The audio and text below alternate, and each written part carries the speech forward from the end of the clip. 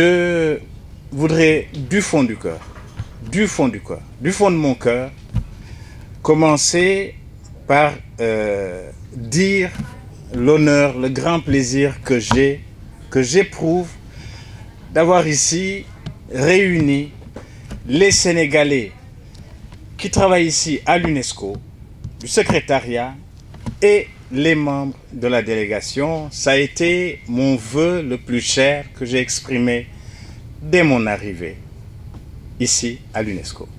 Je dirais même dès ma nomination, parce que dès ma nomination, j'ai commencé à travailler avec M. Mouhamadou Sarr de Dakar sur cette question. Et adresser mes remerciements à une personne pour qui j'éprouve une grande admiration, l'ambassadeur, le doyen Doudou Dieng. J'ai tellement insisté en disant à Madame Correa, il faut qu'il vienne, il faut qu'il vienne, il faut qu'il vienne.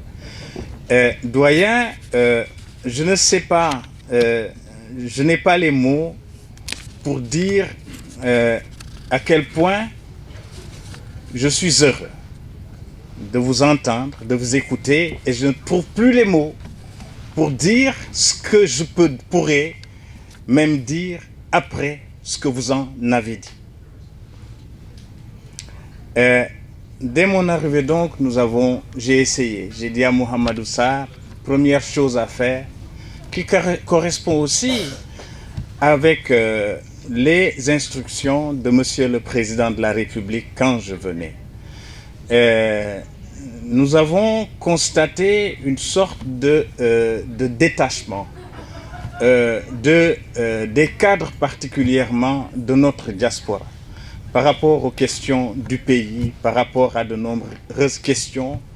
Au moment où, vous l'avez dit, vous l'avez évoqué, nous faisons face à des défis multiformes qui interpellent nos pays, que ce soit sur le continent africain qu'un peu partout dans le monde, et qui placent justement l'UNESCO dans une position, dans une situation nouvelle, avec des défis qui sont certainement les mêmes des pères fondateurs qui déjà en 1945 se sont mis à réfléchir pour dire plus jamais ça, mais comment plus jamais ça. Ces défis prennent des formes nouvelles et nous faisons face à des défis d'ordre asymétrique.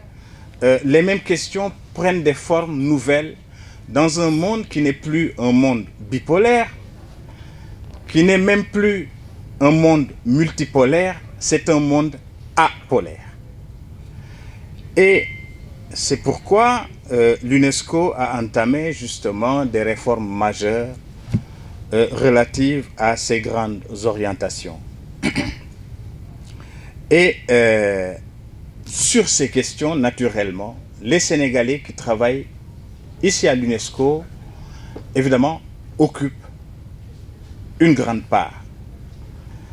Et c'est pourquoi le président de la République m'a demandé immédiatement non seulement de prendre contact avec les Sénégalais d'ici, de l'UNESCO, les cadres de la diaspora, mais de faire, vous l'avez évoqué, doyen, de la question des cadres et de leur évolution ici et de leur bien-être ici à l'UNESCO, une de mes principales préoccupations.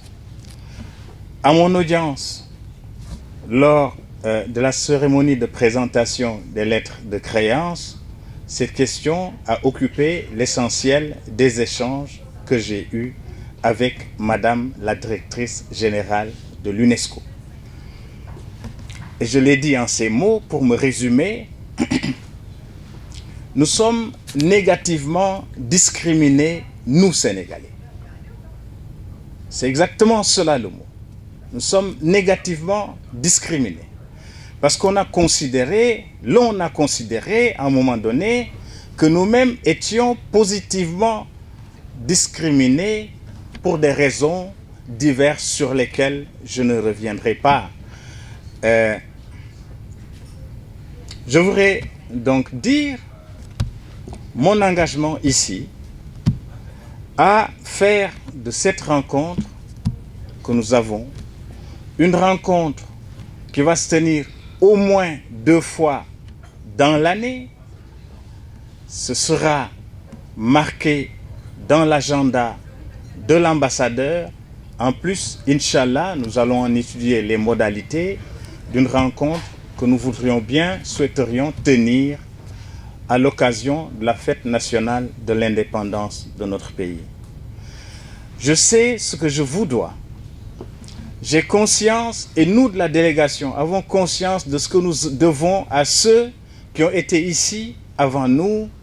Et c'est pour moi le lieu de rendre hommage à celui qui a été là juste avant moi, Abdou Souran, mais aussi aux nombreux prédécesseurs qui ont porté haut le flambeau du Sénégal, le drapeau de notre pays.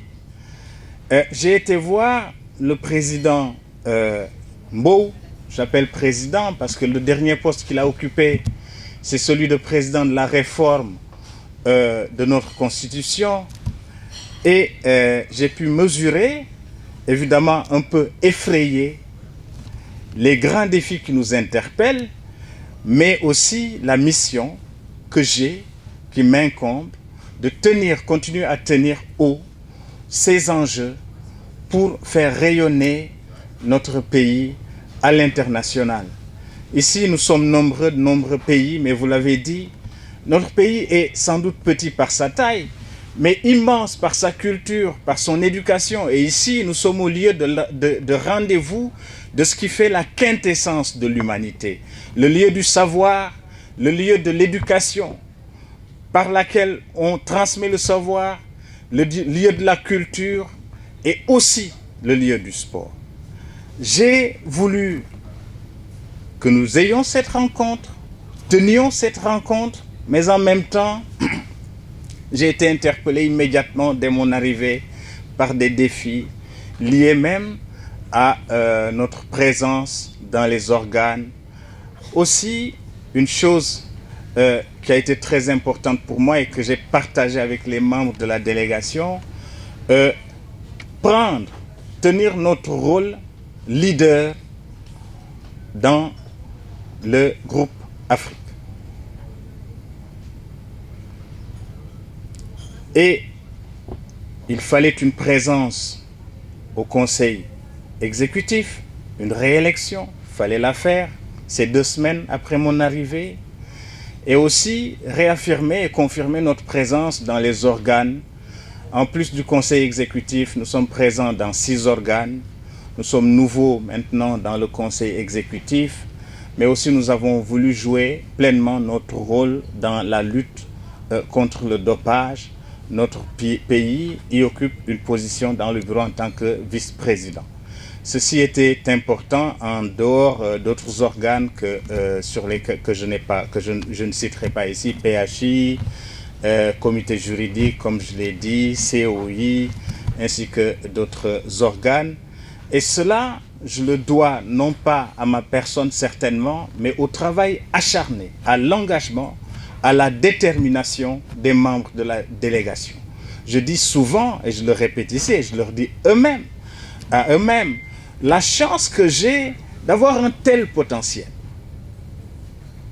Des juristes, en tout cas de hauts fonctionnaires, de grands fonctionnaires, de grands commis de l'État, des gens très engagés. Je ne vais pas les citer tous, je ne peux pas les citer tous. Ils se reconnaîtront, mais partout, du chauffeur, du personnel de la résidence, au premier conseiller, Madame Gueye qui vient d'arriver, Mohamedou Sarr, Monsieur Kanté, Madame Seydi qui est là, Madame Ndiaye, Fatou Omar Ndiaye et d'autres, je ne vais pas citer, au risque de Madame Sissé, assistante, Madame Madame Robin, qui vient elle aussi de nous rejoindre. Bref, c'est pour vous dire, mes chers amis, que cette rencontre, elle est d'abord à vous et pour vous. Et c'est pourquoi j'ai dit à Mohamedou Sarr qu'au lieu que moi-même je prenne la parole, il était mieux indiqué, plus indiqué que vous-même preniez la parole, parliez, et c'est heureux que vous soyez deux à nous transmettre vos préoccupations, des préoccupations que nous partageons, mais aussi vous dire que nous aussi comptons sur vous dans les comités, dans les commissions, sur vos conseils, sur votre aide, sur votre soutien, parce qu'autrement, nous ne pourrons jamais réussir notre mission.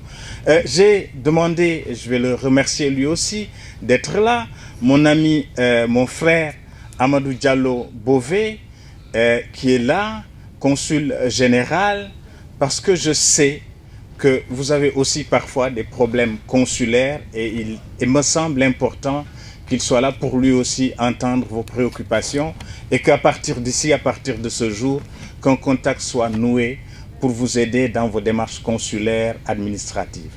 Remercier mon oncle, c'est mon oncle, Tidjane Touré de Touré Kunda, qui est venu de loin pour assister à cette rencontre.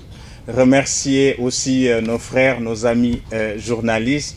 Remercier ceux qui ont pris la parole avant moi, du secrétariat pour les propos aimables que vous avez tenus. Je suis déjà très long. J'ai été déjà très long. Je sais qu'il y en a qui s'impatientent, les Ndiayen surtout.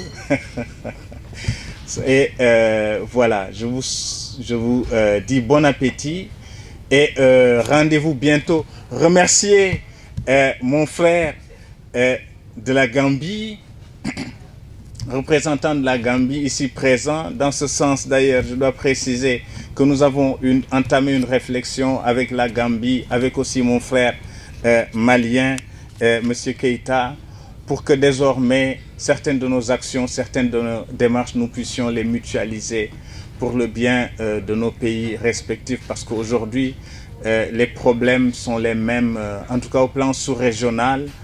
Nous voyons que les défis majeurs, les défis de sécurité, essentiellement, pour l'essentiel, nous les avons en commun et nous voudrions être présents, être là et être toujours là. Je voudrais donc vous remercier, encore une fois, tous, d'avoir été là, d'être là. Nous avons reporté plusieurs fois. Le seul souci, c'était que chacun soit là. Et heureux qu'il y ait, on m'a parlé de 4 absences de gens qui ne sont pas là pour des raisons diverses. Je voudrais les saluer, transmettre mes remerciements et mes salutations à tout le monde, adresser un message particulier de soutien à notre frère qui vient de perdre sa mère, Monsieur Latir Diouf, et lui présenter les condoléances de toute la délégation, souhaiter à Madame Lo, qui est partie aussi, que Dieu l'accueille dans son paradis, remercier celle qui a été l'organisatrice de tout ça, Madame Correa. Moi j'étais malade à l'été, je souffre beaucoup, je suis venu avec le stress que, bon, une fois mon allocution commençait, j'allais me mettre à tousser. Je suis resté malade, resté couché. Et je voudrais vous remercier à nouveau pour cette écoute que vous avez eue, cette écoute bienveillante. Merci, merci encore, merci beaucoup.